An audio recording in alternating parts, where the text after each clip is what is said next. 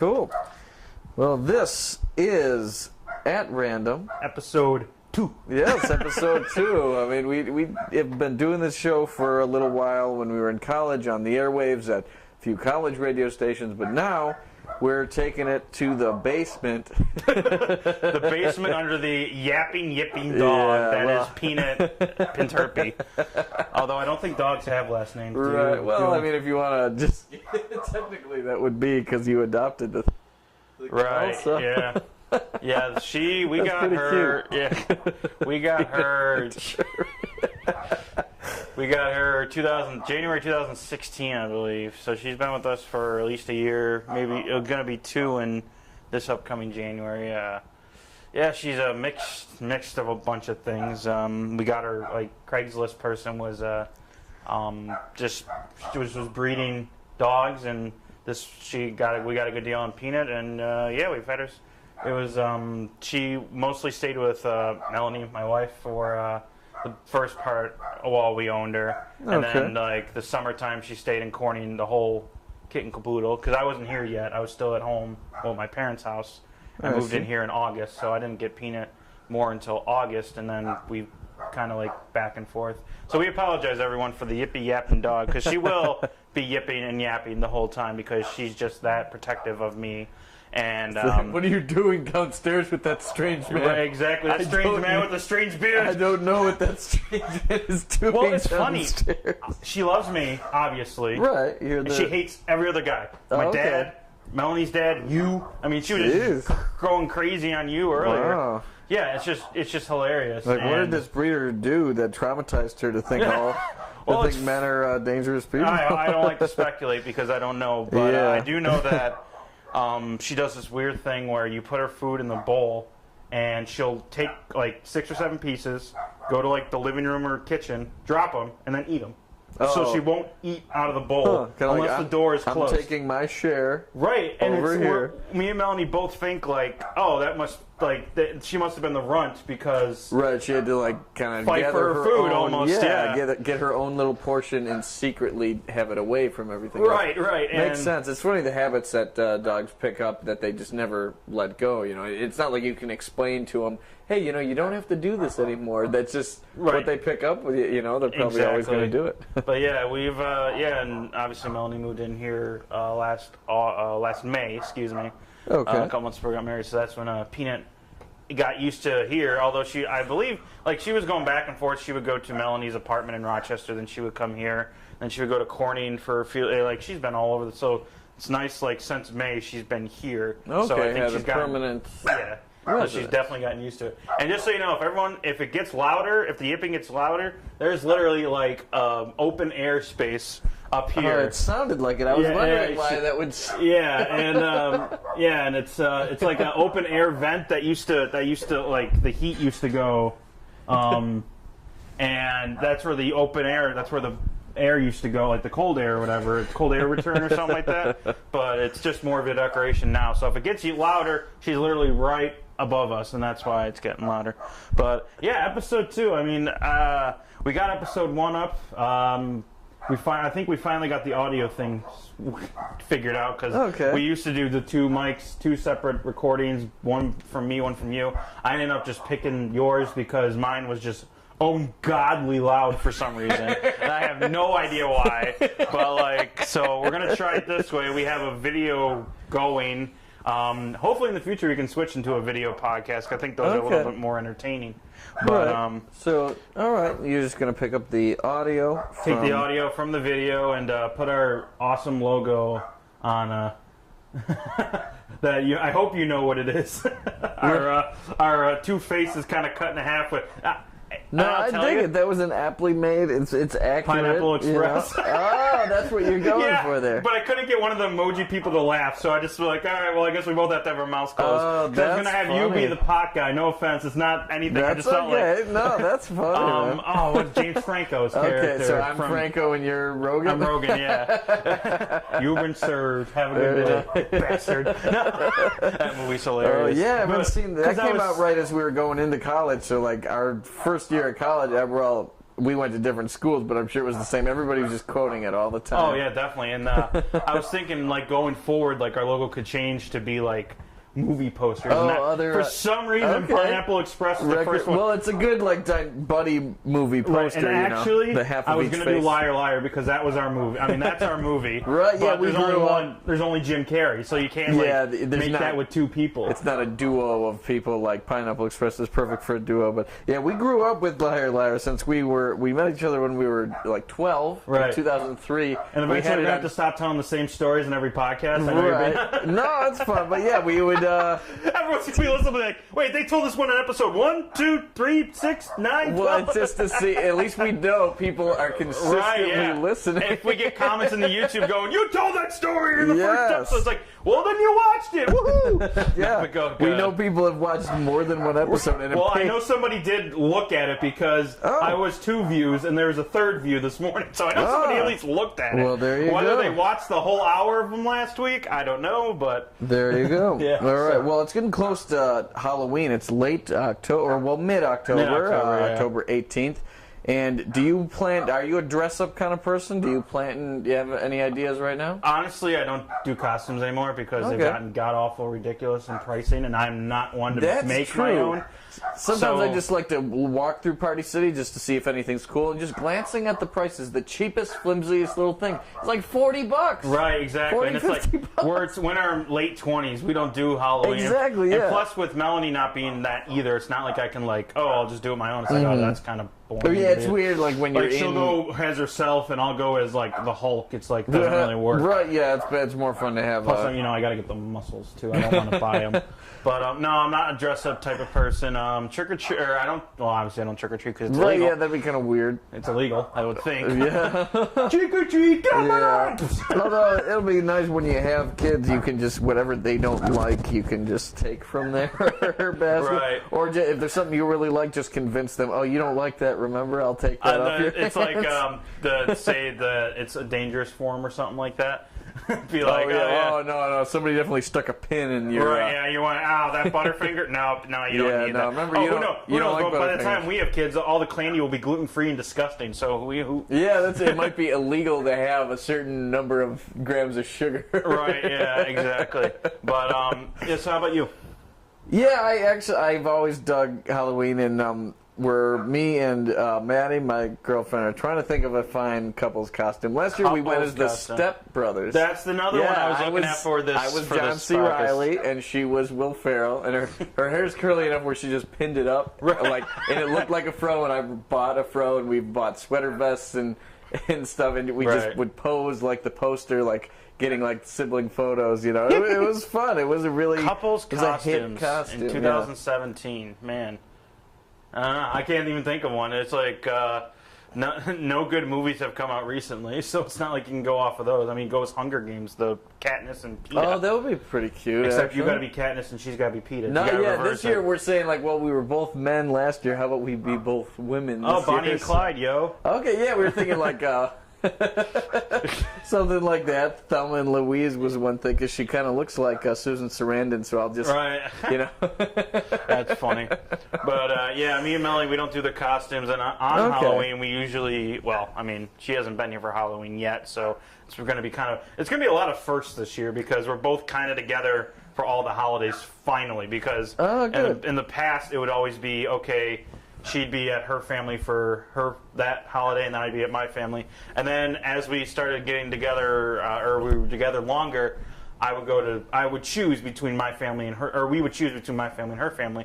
And now it's all starting to work out where we can go to both families. Oh, very nice. So, for Thanksgiving this year, my family's having it the Sunday before, or something out of there. And then we're going there to Corning for Thanksgiving, and then we do Black Friday too. So, nice. So the holidays, Halloween's not really our favorite. Okay. I don't know if we really have a favorite holiday where we just celebrate. Christmas is nice because you get to see everybody. But I mean, I don't really know if we've picked out a holiday yet. That you mutually have like your favorite holiday. Right, yeah, okay. mutually, yeah. We're like, I mean, the days off from work are always nice, so whatever Yeah, those just fun are. to be off. Right. Yeah, no, I don't care what Off it's during for. the week. Like, you're off on weekends. You're off on weekends. That's normal. That's nice. like, But when yeah, you're- having that random extra weekday off, that is lovely when it happens. Right. Thinking back to your childhood, do you have a favorite Halloween costume that you remember putting on? Oh man, I think when I went as Mr. Franny's when I was in high school, I literally could not think of a costume for my you just family put all Halloween the- party. I had all the Franny's t-shirts I Okay. owned. I had a Franny's bandana. I had a Right. Franny's shorts. He's talking remember about how that. remember how they used to make us wear the gym uniform The that we gym only shirt. wore once? Yeah. Like it's reversible, but we only wore it once. Yeah. Like in freshman year, we had the Franny's shorts we had to wear. We had the reversible shirt that was both white and red. That, like I said, we only wore once. Like it's kind of like almost it this was color. Well, unnecessarily. wait, we're not on video. Yeah, we're not. It was unnecessarily Scared the crap warm. Yeah, he's talking about how our high school, St. Francis, everybody calls it Franny's. They would just bombard, which I'm sure most high schools do, but us being like a small private high school like that, bombarded us with T-shirts and Oh, yeah. merchandise all the time. Well, they did that at Madai too. I don't know if Buff State ever did it, It but was- I yeah. have a Madai wardrobe. Yeah, it's above state. Blue, Pretty similar. red, or sorry, not red, blue, yellow, like all this stuff. And Melanie was like, "You gotta get rid of some of this." I'm like, "What?" It's like, "Get rid of it." I'm like, "Fine." Yeah, no, like, it was I like definitely old shirts and cleared stuff. out a lot of the old shirts and the old high school shirts. Well, you gotta do that when you move. Like I know, like Exactly. obviously, I went from a house to I went from like an apartment-sized room to a house, so it's a little bit bigger. But like, That's nice. I still had to get rid. I still was like, all right, I'm getting rid of stuff because I'm not bringing all. I looked at my room and it was a You mess. can't the day I looked at it, bring I'm like, every single thing. oh right? yeah, right. Like you bring your essentials, but like you don't have to bring every T-shirt. You don't have to bring every like. Good call. Oh yeah, I mean, I brought all the nice clothes that I had, but like other than that, like I wasn't attached to much that came out of that house. That's but good. in terms of like my personal properties, like I can leave stuff. Like I don't know how I managed to do this because now I actually want it back. Like I left my Game Boy there. Like I don't know how the heck that didn't come over with everything. But yeah, I left my Game Boy Color, which was like my childhood to the nth degree. But Absolutely. yeah, so yeah, I think definitely just had to. There's kind of when you move, you're forced to get rid of stuff. But so our Celtics played last night. I don't know if you saw any of this. Part of it, very Okay. unfortunate thing Right, happened to. Hayward, our new forward. Yes, that we Gordon signed up. Hayward, one of the best players that was available to go to another team. He's supposed to be like the two big savers of the team, of course. Kyrie Irving comes over traded. from Cleveland in How a do you big feel about that, trade. by the way? We were taught to hate him for so long, and now he's a Celtic, and we absolutely love him. It's like, I don't think No. we hated him. I just think we hated him because he was winning with LeBron, and then Right, because they took over the East. Cleveland did. I always respected Cleveland, though, just because it's so similar to Buffalo. oh yeah, definitely, and You know, they I went got to their the- title. Yeah, I they- went to the championship parade. That was a lot of fun. What something happened because I know there's a picture of you and Lars. Something did crazy happen. Yeah, we were. It was really exciting time, but because Cleveland is only used to having maybe a couple 100,000 people at most downtown at one time, then that's how the cell network is set up. But because there was like over 1 million people all crammed downtown, it was really overwhelming for all the cellular data, and you couldn't call people, you couldn't text people, you couldn't go on the internet. It was just too overwhelmed. So that's just a preamble to the story. We took the subway. We parked really far away in the east end of Cleveland. Took the subway down to downtown. Had a really good time. Watched the parade from a few different angles. Saw LeBron speak and walked around for a while. It was just crazy to see what. So this is what it's like to see a small market Great Lake City team. Because we were too young when they were doing the things at not Lafayette Square, the other one, the one in front of City Hall. Yeah, McKinley right near Memorial the McKinley there. Monument. Yeah, and the McKinley steps of City Hall. we were too young when the Bills took over there because of their AFC title wins. Right, yeah. We call them that because they're not Super Bowl wins. Right, yeah. And then in '99 when the Sabres were there because they lost Stanley Cup. Why do they do that, by the way? Anyway, it's not the point.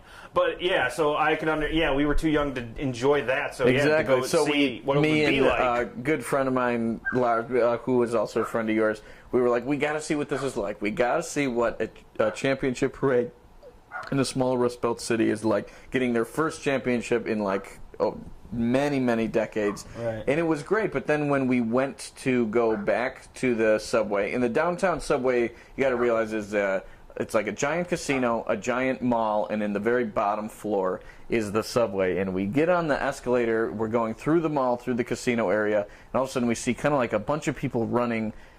We thought, oh, are they trying to catch the train? But they weren't running towards the stairs to get to the train. They were running towards the exits. So we were kind of like, what's going on here? And somebody was like, we think we just heard a gunshot. We're getting out of here. And me and my friend were like, oh, please, these people didn't hear a gunshot. Everybody's freaking out. And then we saw some mall cops, and they were like probably retired Cleveland police because they were some old men. They were like elderly guys looking real nervous. And then we just hear something on the radio, something like, shots fired near the casino, near the shoe store. Just this crackly stuff. So we looked at each other like, oh my gosh, what is going to happen? So then we just got these instinct with a few other random people who were in our proximity, and we hid behind a pillar. And we looked really scared. In the photo there, our friend Lars is he's got his back to the pillar with this panicked look on his face, like, what are we going to do here? And I'm kind of like peering over the side of the pillar to see if I can see anything. You can see this other lady who's trying to fit her whole body behind the pillar. And what's crazy is we had no idea someone was taking photos of this. We weren't even going to tell that many people that, wow, this is kind of crazy. We witnessed this event here.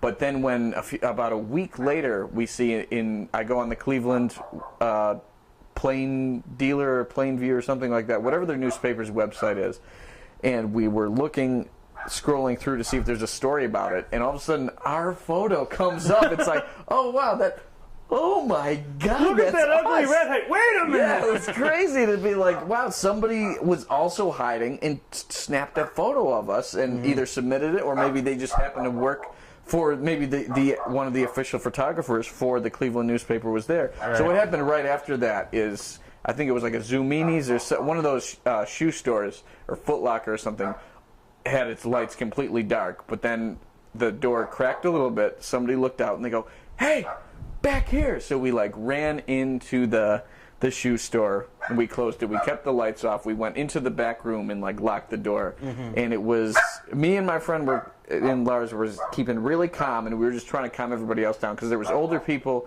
there was middle-aged people, there was a couple little kids, and some of the kids were really freaking out. And some of the employees, they knew what to do. They were like, all right, everybody stay calm. But one employee they were causing a panic because they were like, everybody stay calm! Stay calm! Stay calm! And then we were like, yeah, stay calm. Stay calm. And one kid was crying so hard, and we were like, kid, it's okay. Look, we're locked in here. The lights are out. If somebody was crazy and trying to like hurt people, they wouldn't waste their time breaking down one door in a dark room, breaking down another door in a dark room, and then finally finding us with the light on that you can't even see the light on. You know, if somebody's that crazy, they're gonna go for an easier target than this. So we're all right. What did it what ended up being the story? Like, what was the cause of all this? Yeah, finally we heard like the loudspeaker after finally got on. After you stopped being celebrities and the loudspeaker got on and they were like, all right, suspect has been apprehended, everything's all good. And the first thing we thought was like, well, damn, if we were like 5 minutes earlier, we would have just got on the train and never even knew that this happened. Right. If we were 5 minutes later, we would have already seen people running out of the mall and not even gone in. But we were like right in the thick of all this, so then we went back down to the subway to wait for it, and it took forever for it to get there because then the cops were just to make sure there was no other suspects, the cops with a bunch of dogs were just like running up and down the subway tunnels and stuff, looking at every single one of us, and it was all people dressed in like Cavs jerseys and stuff. And it was a really hot day because, of course, their playoffs are in June, and so we were all dehydrated, all like, we just want to go home. we have a 3-hour drive after this like half-hour train ride that we're waiting like an hour for the train to freaking get here. Yeah. It was really crazy. What we found out later on, the cops never told us, even though we kind of tried to politely ask them. They were just like, do you know anything? We were like, well, no, we were seeing if you did. No, we were going to ask if you knew anything. Yeah, exactly. They were like, no, you'll find out. We're just, when's the train coming, sir? We don't know yet. Okay, we're not going to... Listen for the tracks, dumbass. Right, I didn't want to, like, provoke these, all of a sudden... These mall cops that could suddenly get senile and attack you, right? Yeah, and then they see our New York license plate. Well, Mr. Empire State, what are you doing here? You know, and like use that as another reason. John Caparulo, right? Right, you showed me that guy. Yeah, famous. Well, Mr. Buckeye. Yeah, because he's from Cleveland. He's from Cleveland, there you go. Oh my But then we found out it didn't even have anything to do with, and this is detail I forgot to mention. This was like less than a month after the Orlando nightclub shooting, where the one guy killed all the people in the gay club and stuff. That was a big tragedy, and the main thing they kept showing on the news over and over again was just like a mosaic of all the photos of the people who died. I think like 49 people died in that massacre, and it was really sad. And isn't it sad how they're starting to all blend together? You don't know which is which it's hard to even keep track of the mass shootings. You got the famous Vegas shooting. Sucked. In terms of like natural disasters, shootings, all that combined into like 3-4 months. And it's the year I got married. I mean, what the hell? I mean, that was the most joyous day of my life, and all this shit's happening. That was a fine day. Actually, it all happened after that. Like, all this has happened between August and like October. If you really think about it, like all these tragedies. The hurricanes, of course, late summer, early fall is hurricane season. Right. And thank God it's not in February. Because that's when I'll be down. Right, that's when you'll be on your honeymoon cruise. Yeah, very nice. Bahamas, yeah. But I remember that's the main thing that kept going through my head as we're like behind the pillar, and you can see the fear in our face in this amazing photo that was snapshot. The main thing I was thinking of is, wow, if we do die here, if this is some crazy person just trying to shoot up everybody, what photo will they use in the mosaic of me? And I was like, wow. What photo? You went from martyr to celebrity in like 5 seconds. Yeah, it was like, what photo will they use of Lars? Will they find a photo of us together? And I could just picture the Buffalo evening news going like, 2 friends go down to see a championship parade, and those 2 friends don't make it out, and like having every photo. Next on Investigation Discovery. Right, exactly, yeah, something like that. I just kept thinking of all the photos we have on Facebook. I pictured some internet, like Channel 2 News, going like, "Hey, wow, look, there's a photo of the 2 of them. We'll use this in the caption." And Reggie. Right, yeah. I don't know, just picture that kind of thing. People finding some public photo of the 2 of us online, and like, if this thing never takes off, we could say we did Shaggy and Scooby impressions in episode 2. Reggie, Scooby Snack. Yeah. But yeah, but we found out all the way back to where this whole story started. Right, and then the whole thing started when we did find our photo. The article below it, the main thing we were worried about at first is this another crazy mass like terrorist attack, shooting, something crazy like that. It was just one. They had the Foot Locker there, and not the one we hid in, but there's a giant Foot Locker at the bottom floor, right near the casino.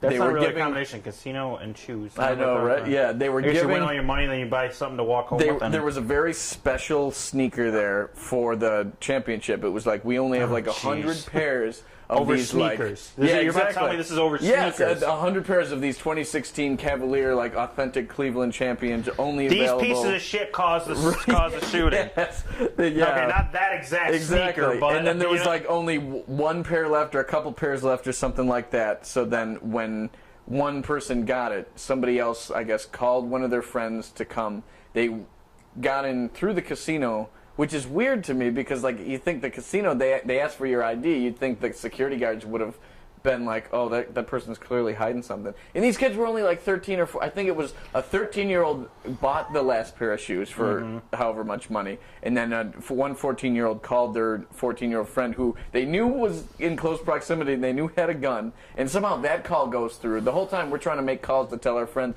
hey, we're watching LeBron speak right now. We're at the thing. Our calls aren't going through. This person's caller text goes through, said, bring your gun to the Foot Locker in the Tower City Mall. It was really long wire with the cups. That's what it was. Yeah, probably. They were not using... So these 13 and 14-year-olds are using lines that aren't even legal in the United States to get this call, to steal $100 pair of sneakers, whatever it is. Exactly, however much it costs. Yeah, but yeah, apparently they came, because you can, from the entrance of the casino, you can see right into the store. So they stood. That's why we kept hearing like... shooting in the casino because the gunman was standing in the entrance of the casino when they took a shot at the 14-year-old took a shot at the 13-year-old, and then all the chaos broke loose and apprehended. Sneakers. But yeah, holy shit! Yeah, to think that this whole freaking thing came because of this kind of ties into something I saw today actually on lunch. I saw a video. This kind of it's not to compare a tragedy to this stupid kid I'm about to explain, but like just kind of being stupid. Like I guess to kind of tie in that way. Right. So I saw a video on Facebook today. It was about it was a friend or a roommate or something videotaping his friend watching a WWE pay-per-view. Okay. And a result was happening on the screen. You can't really see the screen because of like obviously the TV's so bright in its own right. Like the camera just can't pick it up what's going on. But whatever's happening on that screen is pissing the piss out of this kid, or this like 18, 19-year-old kid. Okay. And he is getting so frustrated. And it kept progressing. Like he kept thinking, oh, it's okay, it'll change, but it never changed. Like this guy, whoever's winning it, he doesn't want to win, and then he finally like pins the guy and wins. This kid goes ballistic. He runs past the camera guy. So of course, instead of consoling the guy, turning off the camera, consoling him, no, he runs after him with the camera because it's 2017 and we're about to go viral. Right. And this kid goes into his closet. He's ripping out all these T-shirts. He's like, I'm never watching this show. And he's ripping, like he's ripping these T-shirts. Oh I'm like, dude, those are like $40 a piece. I know, I'm wearing one. They're expensive. Yeah. The only reason I got this is because it was $10. They're usually like $35, $40. So he's like ripping. He's ripped two. He tries to rip the third. It's not. He's just like, ah! And he takes like the signed picture of John Cena, who's one of the most popular wrestlers of the game. Yeah, even people who don't know wrestling know John Cena. Like back in the day when Hulk Hogan was that, and then He's Austin. kind of like the Hulk Hogan, Steve Austin, Rock of This current generation. wrestling. Yeah. And he takes it and he's like whips it. It goes like this, like I mean, you obviously if you're listening audio, it goes like right past this kid's who's recording face. He picks it up and goes, "Man, you ruined it." He's like, "I don't care, it's bullshit." And he's just like, so it begged the question. Have you ever had an instance where you had something was going on that you were absolutely infuriated about and you just lost it? Maybe not to that extent, but let's back up. Either you were super close to losing it and almost did, or you actually did just full out lose it, anger-wise. I'm very much... You're a low-key guy, so I'm assuming exactly. this question... I'm very much in control of my... That's why I had the second part where it's like, have you ever thought like, I'm so mad, I just want to punch a wall, like something up to that like effect? Right, I never have gotten that mad. I've definitely like maybe thought about it for a second. I can't tell you specific times, but if I did, I know it would not be something like that. A WWE. Well, yeah, because it tied into the stupid sneaker story, like shooting a guy over sneakers, ripping your T-shirts up over a scripted show. By the way, a result that was going to happen, whether you wanted it to or not. And the only thing I could think of where I didn't lose it, but I got pretty darn close to losing it, was, and we're not including relationships because this isn't a therapy session, but I'm not saying I have any of those, but was when Nick Folk kicked that 48-yard field goal to beat the Bills on Monday Night Football in 2000. What was it? 7? Who was that against? That was against the Dallas Cowboys in 2007. Exactly 10 years ago. Yeah, the Buffalo Bills had not hosted a Monday Night Football game in 13 years, I guess, was the story. Like, they haven't hosted. They've been in them, the first time they weren't supposed to be good. It was the Cowboys. It was Tony Romo, T.O. 3-0, and 0-3. Like that was Tony Romo and T.O. were in their prime at that time. Right, exactly. Yeah. And the Bills had everything was going the Bills' way. Everything. The defense scored a bunch of points. It was 20. I think I want to say it's 24-22.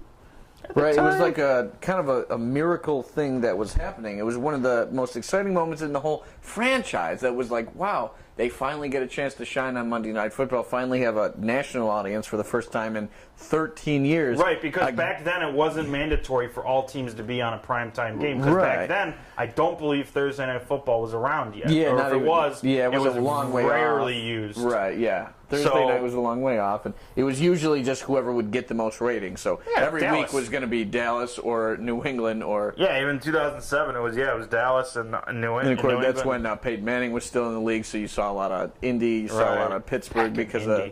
It's crazy to think of him on Indy because it's like... It was 5, 6, 7 years ago he was on Indy. Right, and he spent like forever on that. That's really what made him famous. And it gets down to the final drive. The Bills have the ball at the I think they want to say at the 4, and they're looking to go in and like put a stranglehold on this Monday Night Football miracle. And was it Dick Duran, I think, throws the ball on 3rd down. Yeah. It's like, doesn't that remind you if we were in the Super Bowl against the Patriots, they didn't run the ball, Pete Carroll threw the ball in the 1? Like, I was thinking that this brought me back to 2007 when I saw, I'm like, oh my God, Dick Duran did the same thing, except there was Trent Edwards and Marshawn Lynch, not Russell Wilson and Marshawn Lynch. And it wasn't the Super Bowl either, but it basically was our Super Bowl, because that year was absolutely awful. Yeah, it was the closest thing they got to any meaningful game whatsoever in forever. Yeah, 17 and they years, were leading the entire game except for until the very last second. Yeah, I remember it was kind of close, and then all of a sudden the Cowboys kicked off, and Roscoe Parrish returns it end to end. He returned it for a touchdown, the whole punt, and it was just. I remember the announcers at that time didn't have anything to say. They were like silent. They were like, shocked. "Look at the Cowboys bench right now. This was not supposed to happen." Because at that time it seemed like the game was kind of out of reach, and it should have been. Isn't that Bills? In a nutshell. Like, they should have won that game. Jim Kelly was on the sideline, and every time they showed him, he was praying. Like, you could tell, he's a very religious man. You saw him, like, just kind of looking at the scoreboard, praying, like, oh my God, hit please, 0 already. Just give them this. They're not going to get anything else. Right, they go 1-15, but they win this game. Yeah, exactly. Please give this to him. They showed him on the sideline. Tony Romo gets into the 48-yard field goal. He kicks it. Duran called the stupid icing the kicker bull crap that just pisses me off because they end up making it. And it's like, oh, okay. And you know what would have been hilarious if he missed that first kick on the timeout? Right, and they whisked. And then he makes it on the second one. That would have been even more infuriating. That would have been. Dick Duran would have gotten fired that second. Like, yeah, you're done. We're not going anywhere this year. You're done. But yeah, so that was the only time I could think of where I absolutely got so close to losing it. I did not sleep that night. The game went late. Really? It was like I don't know. It was 8 o'clock start, so it went to probably about midnight. I didn't sleep that night. We were at Franny's, so it was like just going to school the next day. Really, that's all it was. I didn't care. I was pissed that they lost. And that's all anybody wanted to. It was like a joint. It was like as if everyone's favorite teacher died at school. No matter what grade, all the grades, everybody at school. It was like a big funeral procession. We all got off the bus. We all waddled into class and all sat down. And everybody had that like look of mourning on their face. Like, I can't believe. Nobody had to say anything. Nobody had to be like, man, that friggin' game. Everybody just knew, like, let's not even talk about it. It's so upsetting. And then, all my moments are really tied to sports. Like, I know you can keep your even keel. I can't. I have extreme anger issues. But, like, when it comes to sports, I have to, that's when I lose. That was one. The Game 7 against the Carolina Hurricanes where they were up 2-1. Right, That was one. I mean, that wasn't anger. It wasn't really more of an anger. I was just more like, slowly like, oh my God, they're going to lose this game. Once Brian Campbell had shot the puck over the glass unintentionally, but they still called it a penalty. It was kind of like, well, that's it. Yeah. That whole unexpected, exciting season, like, I just went into mourning mode for that as well. I was just like, I wasn't mad, but I was just sad. I was like holding back, crying the whole time, just like, wow, this was supposed to be it, and man. And it's funny because this is what it came down to. Right, and it's because people would say, oh, the next year was more depressing. It's like, no. Sabres sucked in that last Eastern Conference Finals. Right, at least we weren't teased with a Game 7. We weren't one period away from going to the finals against an 8th place team. Yeah, because the game before, it was Briere shot that puck, and then Afinogenov like whiffed it, but he didn't hit it, and it just went past Cam Ward, and that was force the Game 7. Yes. Right, yeah. So it was like those are the moments where it's like, oh my God. Why? Why me? Why can't I be a fan of a team that just wins those games, you know? Yep. Mm-hmm. And, So we got back. We started and we kind of went off on a tangent about Cleveland and then the anger and all that. But back to what happened last night with Gordon Hayward. I mean, that was just freak. Like, I heard about it. I knew they lost, which is more. I was more.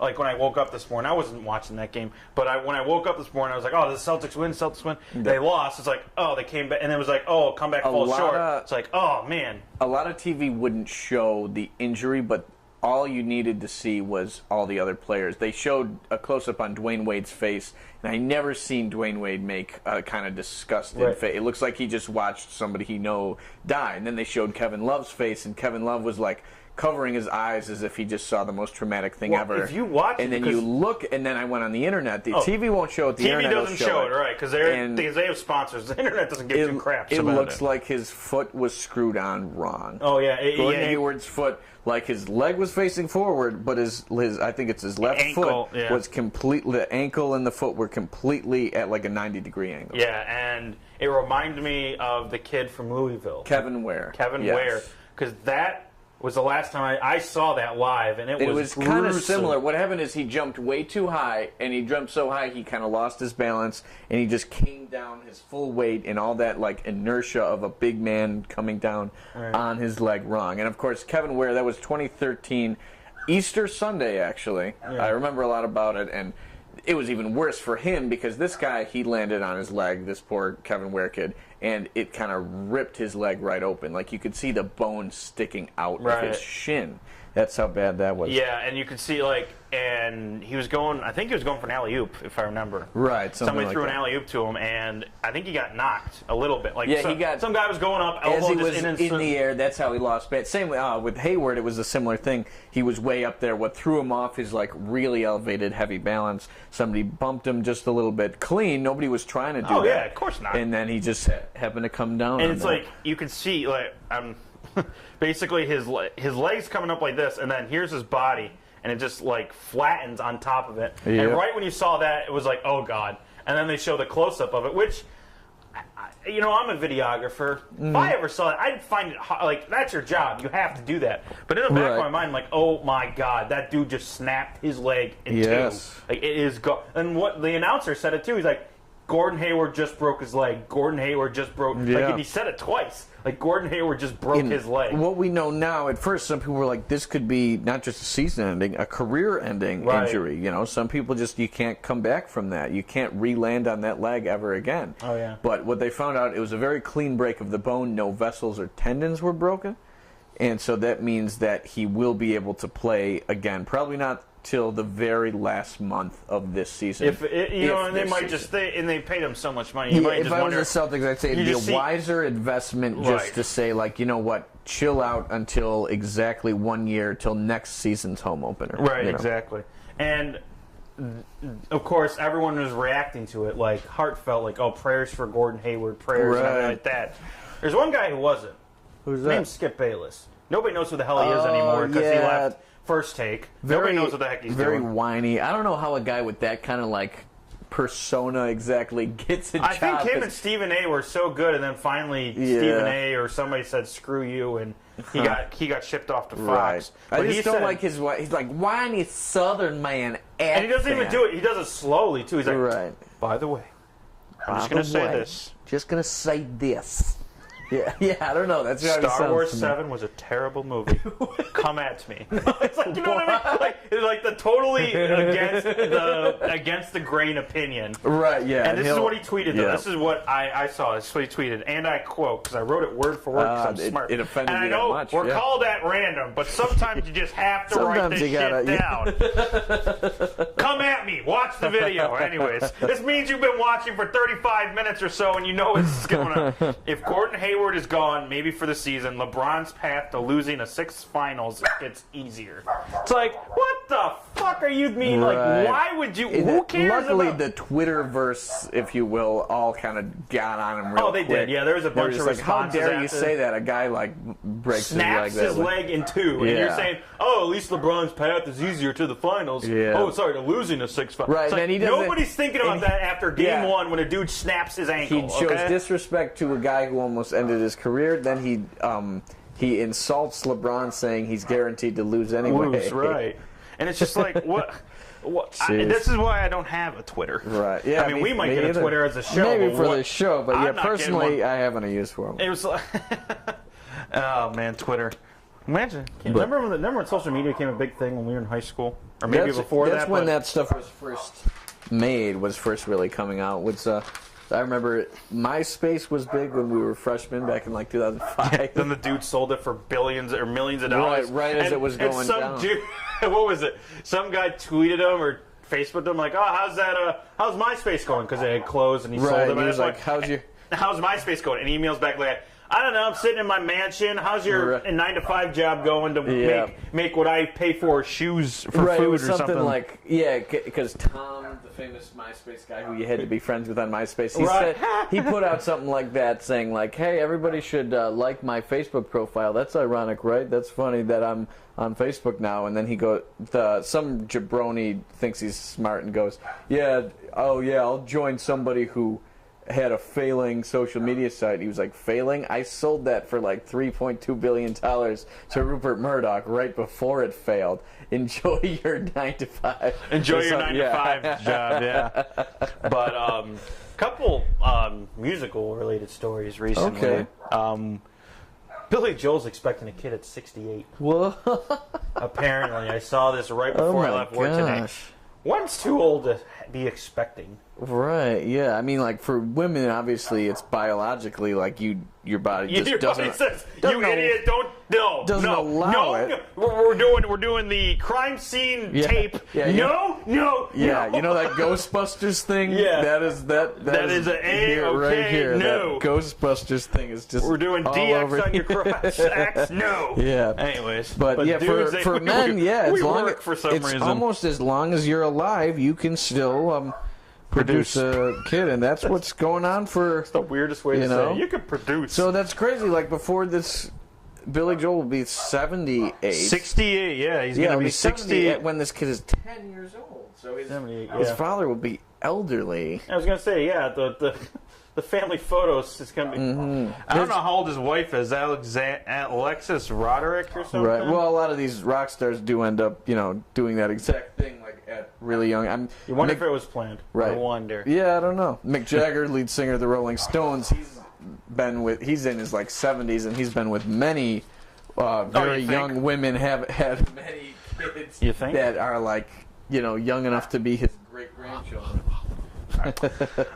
Man, I just remembered I'm coming to the football field. Oh, that was the first concert. Oh, okay, yeah. We saw 1964, which was a Beatles tribute band. Oh, okay, right. Remember when we saw that? At the fair. That was great. Yeah, these guys they didn't just play Beatles music. They dressed, talked just like the Beatles. Right. The guy who was playing Paul played his bass left-handed, just like Paul. It was like, wow, they got every detail really good for this. Yeah, and it's funny because I followed them on Facebook. That's actually a funny story. I don't even know if I told you this, but we were getting back to how like you forget things when you move.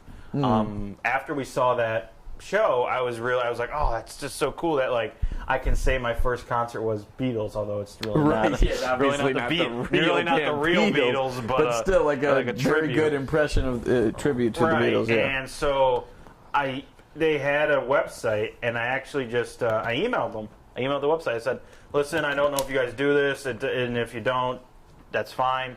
But I was hoping to get a signed picture of you guys, and I told them the story. I said, my buddy's been to concerts all the time, and he invited me to go see you guys as my very first concert I've ever been to. And I went, and I had a really good time, and I enjoyed all the music, and we stayed the whole show. We didn't leave early. And I don't know if we actually did or didn't, but I said we didn't leave just to kind of, how it works. No, it was good. They just kept playing all the classic, timeless Beatles hits. Right. So we stayed for the whole thing. Yeah, and so I emailed them, and I didn't expect anything, which you can't really. I mean, you have a bunch of autographed pictures, I'm assuming you thought the same thing. Like, you don't know if you're going to get anything back, but if you do, it's the cool story. Yeah, worth a try. I mean, you don't lose any. It doesn't cost anything to just send this. It costs you 48 cents if you're sending mail, but if it's email, it's free. And like a month or so goes by, and I get something in the mail. Now I'm applying for colleges at this point too, so I'm thinking it's from one of them. But then I don't see like letterhead. I don't see. And I'm like, oh, well, this is kind of weird. I open it up. It's a signed picture from all four of them. And I was like, whoa, that's awesome. Now, did they sign it as their like actual names, or did they sign it John, Paul, George, and Ringo? Honestly, I just thought it was so cool. I got a signed autograph. I really didn't look into it. Now that would be something cool to find out if I could find the photograph. That's cool, because these guys did not break character the whole time. Like, no, they looked exactly like them too. Their small talk in between songs was like, "Oh, this is great to be here in the colonies." It was they all were doing like great impressions and accents of all four of them. They all had the personalities down. The guy. Don't get mad at me. Is Paul McCartney a Beatle? Yes. Okay. I don't know. I'm not a musically gifted guy. I know there's the Beach Boys and the Beatles. Don't ask. No, yeah, he's the last Beatle that's still out there He's touring. still touring, yeah. I saw him a couple. Now, does he play the Beatles song, or does he? No, because after the Beatles, he had his own band called Wings. With him and his and I might try to convince the wife to order Imperial tonight. Hopefully a sponsor. Yeah, him and his wife had the band called Wings, and they had the famous song, "Maybe I'm amazed by the way you love me all the time." Wow, I know you're a fan of that song. And then he made a lot of songs on his own, and still once in a while he'll put out another song. But he played his whole career. Like at first, he started with some of his own solo songs. Then he did some songs from Wings. But the last bunch of songs were all like the very classic Beatles songs that he sang. So cool. You wonder though at the end of the day, is it because he loves doing it, or is it because a tour is a nice paycheck? I think it's got to be both because he doesn't need the money. He's from the most iconic. Probably gets a royalty check every month. Exactly, most iconic band of all time, and he's legally knighted. His official name is now Sir Paul McCartney. The Queen knighted him. Yeah, Queen. So, that was really cool to see. Not to just ran on that parade. Does she even mean anything anymore? Like, does she ever mean anything? Just like a head. Yeah, she's a figurative head. She's really not a head. The royal family is like the head of state, so they're just kind of like the mascot of the UK. That's basically what they are. They're like the mascot of the UK. I've never heard it put that way, but they don't have any real like political power per se anymore. But they just. But apparently, what gender their kid is the most important fucking news story. Exactly. Oh my God! Do you remember when those two were having a kid and the wedding too? I remember people were like calling off freaking of work. Out.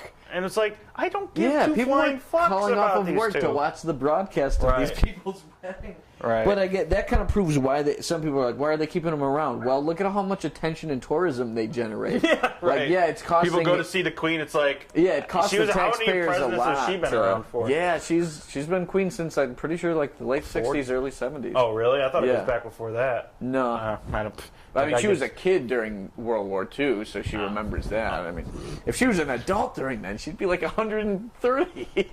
Hey, we got these glass things, right? And she's on the back of a lot of Canadian money. You ever get a Canadian dime? Which, right here... You know what Canadian money's called, by the way? What's that? Loonies and toonies. Well, the $1 and the $2 coin are called You know what a financial crisis is called? Huh. Oh, no, the loonies down! Sorry. But I stole that from somebody, but oh my God, I thought it was absolutely hilarious. The back of Canadian dimes, which we live in a border town. 1952. Wow. She's been queen since 1952. Wow, I didn't even... Damn. Glass answers the question. Damn. Should we start a catchphrase? How old was she in 1952? No. She could have been a teenager. Who knows? Mm-hmm. This is amazing. She's still 33,407 days she's been queen. Jesus, she looks like it too. She's still Google it right now. She looks like she's been around for 33,000 days. And it is crazy that like one person has reigned for this long. That when she finally passes, it will be her son, George. Or no, he could be called Flickety Flick Flinky Charles. Okay. Yeah, it'll be Charles. So then there'll be a king of England. We're used to for over 60 years having a queen and just saying like, oh, this is the queen, this is the queen. Since 1952, since the damn early 50s, that it'll just be so strange to refer to the king. You know, I will care just as much as I do now when there's a king. Just letting the at random universe know I will care a lot about the same about the King of England that I care about the Queen of England. Because I think it's a joke because there's no power there. It's literally the mascot. Yeah, I love that. Yeah, no, but the it makes sense. The mascot of England is the Queen. Right, because here the head of government and the head of state is the first family, the president and the president's spouse and the president's kids. Like there, it's like the prime minister. It almost helps the prime minister in that they only have to be head of government. They don't have to, kiss babies and meet the sports teams that win the championship. I wouldn't want to kiss any of them. So it's like our president is it's almost distracting to be head of state where they have to do all the mascot stuff like meet with the team that won the championship and meet with the Boy Scouts and the Girl Scouts and all that sort of thing and run the government. For them, it's like The royal family handles all that superficial meet the sports teams, meet the kids stuff, and the prime minister. They do meet the sports teams, like they win the title. They yeah, go. like whoever wins the Premier League probably gets to talk to the soccer, another sport I care a lot about. The royal family, right? Yeah, Man U probably gets to shake the Queen's hand and that.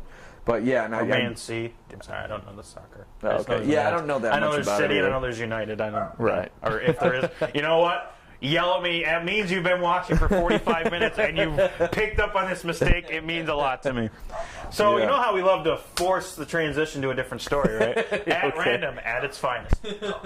So they were back to that Celtics game, not off the injury though, something totally different. Okay. Obviously, Kyrie Irving got traded in the summer to the Celtics, and he was playing his first game back in Cleveland. His career with Cleveland. The reason they got him is because they had such a bad year after LeBron left. They could finally get a high draft pick. They drafted him, and he served them very well. He was great. Except for, those first few years are kind of throwaways because, Well, he did the best he could as the only guy on the team. Right, exactly. But he served them well. He was extremely important in that championship. So you know how usually a player gets like a tribute video or a standing or something like that. Right, when they came back, and especially if they left on good terms, like when Ryan Miller, he was iconic goalie for the Sabres for a decade. He finally comes back on Vancouver, whoever, and right before the puck drops, before the game starts, they just have a quick little montage of his best moments and just thanks for the memories. Basically, it's just say thanks for the memories. A classy thing to do. Right. Well, apparently there was talks that Kyrie was going to get a video, but it was axed. They're not gonna, They weren't going to do it because they couldn't find a place to put it, and the players were actually against it too. They didn't want him to get a video. So my question from all of this is, well, one, what do you think about that? And then number two, has there been a player from the Bills or the Sabres that if they did a tribute video, as they call it, would you be super upset because it's like, why are you giving that person a tribute? He was an asshole. He was a dick. It depends on what terms you leave on. It always works out best if it's like an aging guy. Your team's not really going anywhere, so they're like, I want one shot at like a contender to win a championship. Campbell comes to mind. Right? Yeah, somebody like Brian when that was Campbell sad. Did it, oh my God, when they traded him. Right? Yeah, when Miller him. did it because Miller's kind of like, I'm not getting any younger. I'm still kind of in my prime. I need to go to a contender. Especially my wife lives in Los Angeles and stuff. I want to go to the West Coast. Please, and the Sabres are about to rebuild. I can't just spend some of my remaining good years. Yeah, there was rumors saying he doesn't want to rebuild, which I guess I understand. But it makes sense because like, he's not like he wants to win a cup, and like he's on the other side of 30 now. Right? Yeah, he's going to be almost So it made sense for that. So that was more those are like the good terms somebody. But leaves. Is there anybody that you would be super pissed if? Well, I know you don't get pissed because pissed isn't in the category unless it's talking about the bathroom. But is there any player that you think of on the Bills Sabres that left on totally bad terms and you don't want them to get their tribute video when they come back? I don't know. I guess what happens... Mine's coming back this season. I'll give you a clue. Okay. Mine's coming back to Buffalo this season. I mean, probably... Yeah, I guess the thing is sometimes they don't do it right away because people are still sore about it, but eventually they get over it. Like, as soon as Dominic Hasek left, a lot of people... Because he was like, I need to get off this bad team, go to a contender. A lot of people were kind of offended by, like... Well, how dare you say that? He was kind of right. Yeah, he was right. We were terrible in the early 2000s. Yeah, people were still like really mad about that, and a lot of people were like, "Well, he deserves to get his number retired because he was the face of the team, arguably best of all time, won 2 MVPs in a row. No Sabres ever going done on with that." Him and Ted Nolan. I don't know the story. Right? Yeah, allegedly Ted Nolan had an affair with his wife, with Hasek's wife, or something along those lines. So there was a bunch of controversy of like, we swear this is not E-Network. We finally got this this crazy, as talented as he is, we finally got this crazy Slovak out of here. And didn't Ted Nolan leave like a year after that too? So he lost both of them. He left a year before that. Yeah, it was kind of. So it was kind of like an ultimatum. It was like either get rid of the award-winning coach or the MVP goalie. They decided to stick with the player, which you always should do. Right? Yeah, that makes sense. It's kind of repeated itself with Eichel and Bilesma recently. Right. Like, but anyway, you're not going to get rid of Eichel. Right away, it would not have been a good idea to, like, let's celebrate the 90s and how great Hasek was. I was going to say, the year he got traded, the It's the part Red of their Wings. video. It's part of their championship video when Hasek went to Detroit. Right, yeah, that was their one. They had like one of the greatest teams of all time. Tons of Hall of Famers on the fourth line. They had a Hall of Famers. They just needed a superstar goalie. They get arguably the best of all time and the dominator. Didn't know he was available, sort of thing. Right. And then he comes back to Buffalo and totally gets shell shocked. But like if they did a video there, it was like that was not the right time. Right. However, finally, 11 years after he left. Ted Nolan's been gone a long time. Yeah, 11 years after that, 2013, because I was there when they raised his they retired his jersey. Banner. Yeah, exactly. Yeah, they retired the number 39, rightfully so, but they definitely needed that time to heal. Same with in Montreal as another goalie, Patrick Waugh. Like Montreal was pissed that Patrick Waugh went to Denver to play for the Colorado Avalanche. Did he get traded though, or did he sign? If you get traded, I don't think it's your fault. I think he demanded a trade or something so it was his fault. So they were, everybody in Quebec. He had that famous game where he goes like this after everyone cheers when he makes a save. He's like, "Fine, I'm done. Screw you!" Yeah, And he just pulls himself out of the game, and then he yelled. Yeah, didn't he yell at the coach and then yell at the general manager? Yeah, something He's like that. I don't know. I can't do that. He's French, yeah. I want to trade. I don't know. Right, exactly. Yeah, it was that specific moment where a lot of people in Montreal were like, "Sacre bleu, we will never have him again. We will never celebrate his Patrick. Good riddance in Denver." Here, I give a secret to a bit. Oh, sorry.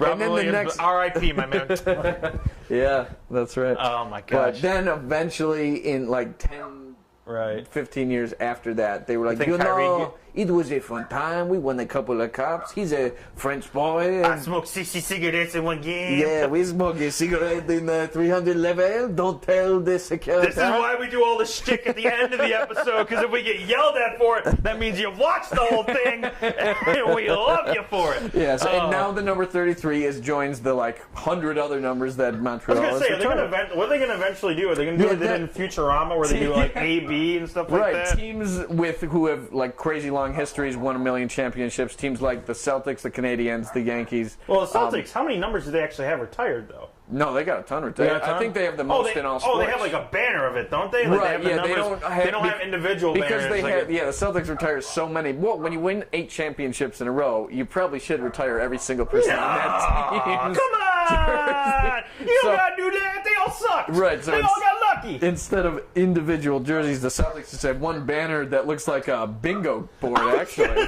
It looks like a bingo board. Once they get 25 numbers retired, we can play bingo. You can play Celtics bingo, yeah. Yeah, except the free space will be something else.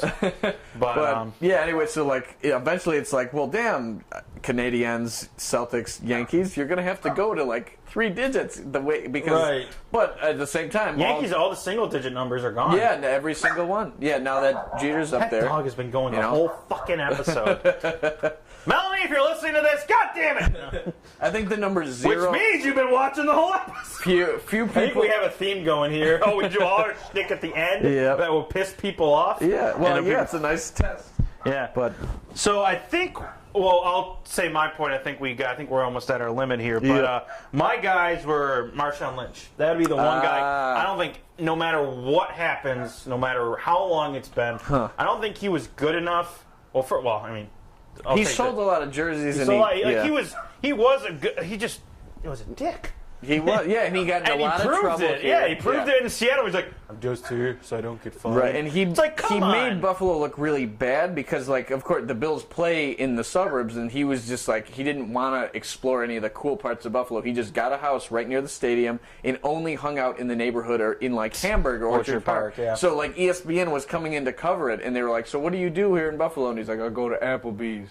And it just made Buffalo look so terrible. It made it look like the only things we have. Duff's, there's you could go downtown, go on the waterfront. It's like saying, I went to Wendy's. Right, it's like, there's a Wendy's everywhere. Exactly, yeah. Instead of him hanging out in There's a Wendy's everywhere. Hanging out in Niagara Falls or hanging out in Allentown or some cool part of Buffalo, he only stays within Didn't he hit somebody too? Yeah, and then finally Allegedly? he starts hanging out downtown and he gets kicked out of one bar because he brought his own alcohol. You're rich, you jerk.